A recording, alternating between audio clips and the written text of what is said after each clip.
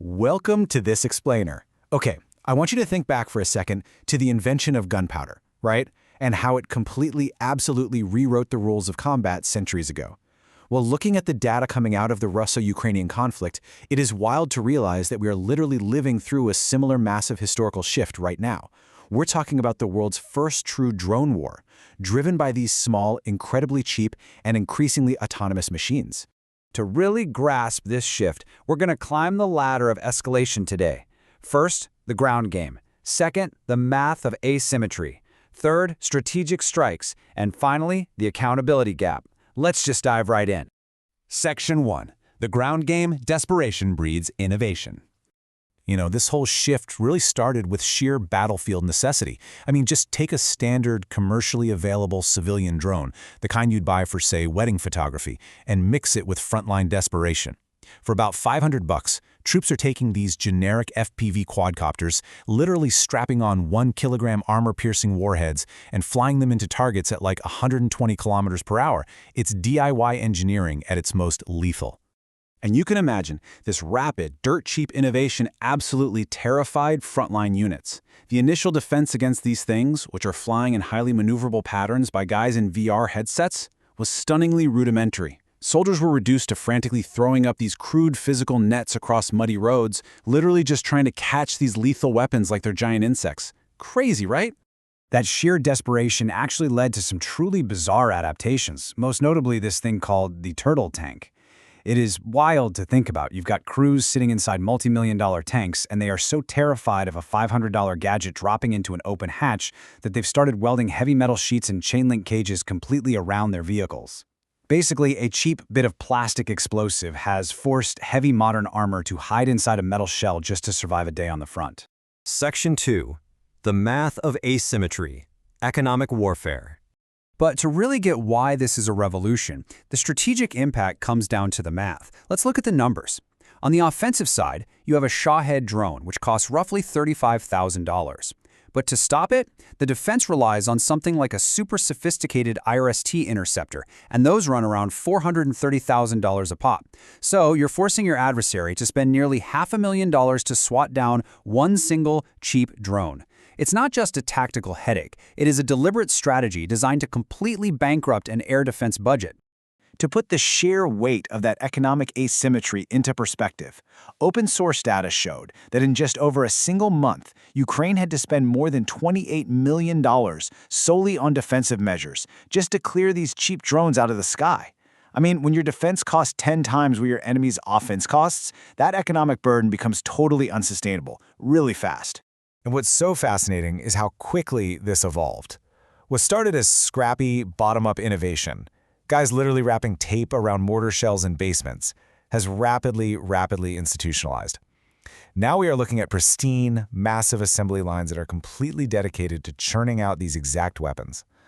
Both sides are just mass-producing them to sustain these long-range saturation attacks, meant to basically exhaust the other side. Section 3. Strategic strikes, paralyzing infrastructure. Because these drones are so incredibly cheap to mass produce, we're seeing them drive what are called middle strike campaigns aimed at paralyzing deep logistics. A really brilliant example of this from the sources is Operation Molochalka in July 2026. Rather than wasting precious resources trying to sink these massive, heavily guarded oil export tankers, drone operators used asymmetric logic. They realized, hey, one giant tanker relies on 12 to 15 small, super vulnerable courier vessels just to fill it up. So they just systematically targeted the couriers, effectively starving the giant ships and totally paralyzing the Shadow Fleet. As Commander Robert Bravdy of Ukraine's Unmanned Systems Forces put it, and this is a great quote, "The Shadow Fleet is wasting away, but it must disappear as a species." His operators hit 201 of these smaller ships in just 3 weeks. They didn't even need to sink them all. Just damaging them turned them into drifting ghosts, totally choking off crucial oil revenue and severing a primary supply artery. And you know, this tactical ingenuity extends way beyond the sea. Let's look at Operation Spiderweb from June 2025. This was basically a modern-day Trojan horse maneuver. Operators smuggled dozens of FPV drones hidden inside ordinary, totally normal-looking wooden commercial trucks. They drove these trucks right up to strategic air bases located across several time zones and then launched them all at once in this massive, synchronized swarm. The return on investment for that single operation is honestly staggering. By unleashing those smuggled drones, they managed to strike 4 separate air bases simultaneously, destroying multi-million-dollar Tu-95 and Tu-22 strategic bombers. All told, this one operation inflicted an estimated $7 billion in damage in a single day. And again, this was all achieved with incredibly cheap remote-controlled tech. Section 4. The accountability gap. The ghost in the machine. So as drones became ubiquitous out there, countermeasures rapidly evolved mainly into electronic warfare. Soldiers are now increasingly relying on these anti-drone rifles to shoot targeted jamming signals, literally severing the radio link between the drone and its human pilot. But, in a crazy twist of fate, this defensive success has triggered a terrifying new reality.